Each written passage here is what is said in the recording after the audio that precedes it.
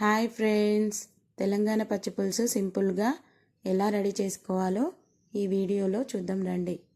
First చింతపండుని తీసుకొని ఒకసారి క్లీన్ చేసుకొని వాటర్తో పక్కన పెట్టుకోవాలి.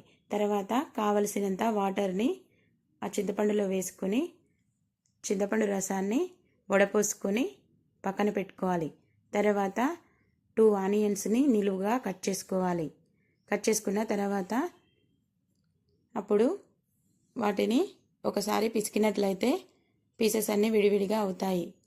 అయితే ఇక్కడ పక్కన వడపోసుకున్న చింతపండు రసంలో ఈ ఆనియన్ పీసెస్ని వేసుకోవాలి.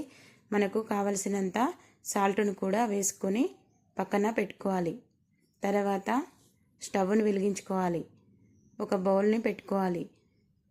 తర్వాత ఒక 2 or 3 స్పూన్స్ ఆయిల్ని వేసుకోవాలి. తర్వాత ఆవాలు వేసుకోవాలి. తర్వాత జీలకర్రను కూడా వేసుకోవాలి. ఇవి 2 వేగిన తర్వాత మనము పచ్చిమిర్చి వేసుకోవాలి. ఒక 5 or 6 పచ్చిమిర్చి అయితే సరిపోతుంది. చింతపండు రసాన్ని ఒకసారి టేస్ట్ చేసి పులుపుని చూసుకొని ఉప్పుని అడ్జస్ట్ చేసుకోవాలి. తర్వాత పచ్చిమిర్చి కూడా ఎన్ని తీసుకోవాలో చూసుకోవాలి. చింతపండు పులుపు ఉన్నట్లయితే కొంచెం పచ్చిమిర్చి ఎక్కువ పడతాయి, పులుపు తక్కువగా ఉన్నట్లయితే పచ్చిమిర్చి తక్కువ పడతాయి. పచ్చిమిర్చి నిలువుగా కట్ చేసినట్లయితే స్పైసీ ఎక్కువగా ఉంటుంది. పచ్చిమిర్చిని సగానికి కట్ చేసినట్లయితే స్పైసీ తక్కువగా ఉంటుంది. కిడ్స్ ఉన్నట్లయితే సగానికి కట్ చేసుకొని వేసుకోవడం బెటర్.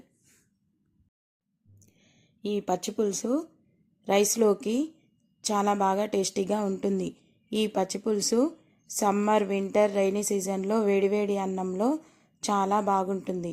అన్నం సహించనప్పుడు ఈ పచ్చి పులుసుతో తిన్నట్లయితే ఒక ముద్ద ఎక్కువగా తింటాము. ఎప్పుడైనా మనకి ఓపిక లేనప్పుడు ఈ పచ్చి పులుసు ఫాస్ట్గా రెడీ చేసుకోవచ్చు. అయితే ఇప్పుడు పోపులో పచ్చిమిర్చి వేగిన తర్వాత కొంచెం పసుపు వేసుకొని తర్వాత కరివేపాకు కూడా వేసుకోవాలి. ఉంటే ఇంగువ కూడా వేసుకోవచ్చు. తర్వాత ఒక 5 వెల్లుల్లిని దంచుకొని ఆ పేస్ట్ వేసుకోవాలి. ఇప్పుడు పోపు మొత్తాన్ని మిక్స్ చేసుకోవాలి. మనము పక్కన పెట్టుకున్న చింతపండు రసాన్ని ఈ పోపులో వేసినట్లయితే తెలంగాణ స్పెషల్ పచ్చి పులుసు రెడీ అవుతుంది. ఒకసారి ఈ వీడియోలో చూసినట్లు మీరు ట్రై చేసుకొని ఒకసారి తిని చూడండి.